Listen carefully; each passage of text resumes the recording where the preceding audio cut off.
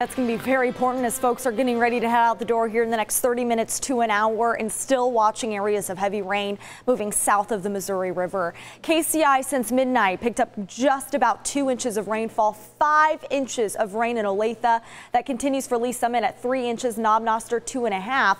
But you can see this large swath of the heaviest rain with about 7 inches reported in Lafayette County. That is where flash flood warnings are issued and remain in effect until 8:30 this morning. So we're talking about water covered roadways and roads that are blocked because of this flooding. So you may have to figure out some alternate routes to get into work.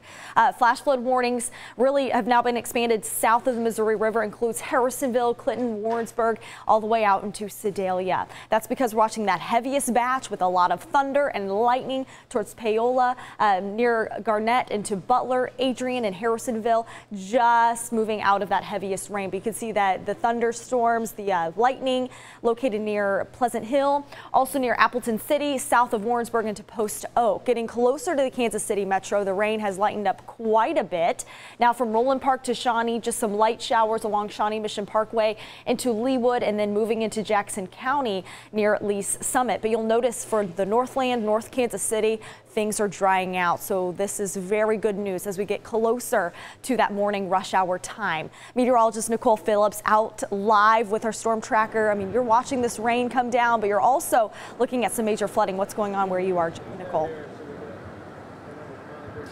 Yeah, so we are actually still in the Southwest Villard near Merriam Lane area here. I-35 is just actually right up above us, but behind me here, we've got this road that has been blocked off really probably since last night. Occasionally we'll see emergency vehicles coming through. We saw another vehicle add more barricades to this location, but we're not seeing any water over the roadways, which is some good news. That definitely means that over the last 30 to about 45 minutes, we've started to see water receding, which is great news here. But this road is still blocked off, and we expect it to be blocked off probably within the next hour, continuing to be blocked off until that threat has surpassed, really until all of the rain threat has been done as well. So we're going to continue to keep you posted on this area here. We'll watch for updates. Occasionally we'll see a car come and have to turn around, but that's just kind of the story of the morning for you guys. Lindsay? Exactly. You know, barricades are up there for a reason, but it's good news that we're watching those water levels recede quite a bit as the rain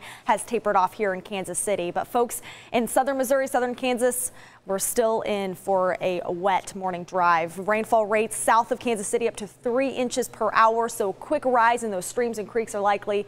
And just a reminder, do not drive through those flooded roads. Here's how it looks on your Powercast. The heaviest rain continues south of I-70 through 7 a.m. Should be out of Jackson County. Might see some lingering rain showers towards Gardner and Edgerton through 9 a.m.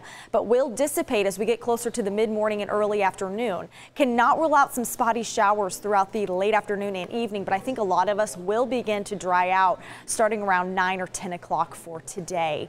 That day planner has us staying cool all day long. We're in the low 70s right now. The showers taper off by noon, just about a 20% chance during the day.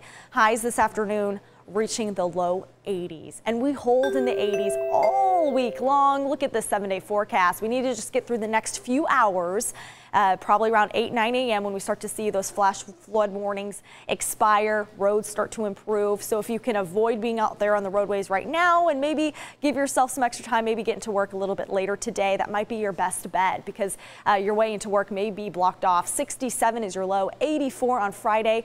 Look at Sunday. We get down to 80 degrees with a little more cloud cover. Then a lot of sunshine come the middle or beginning of the week. Highs are in the middle 80s. Guys.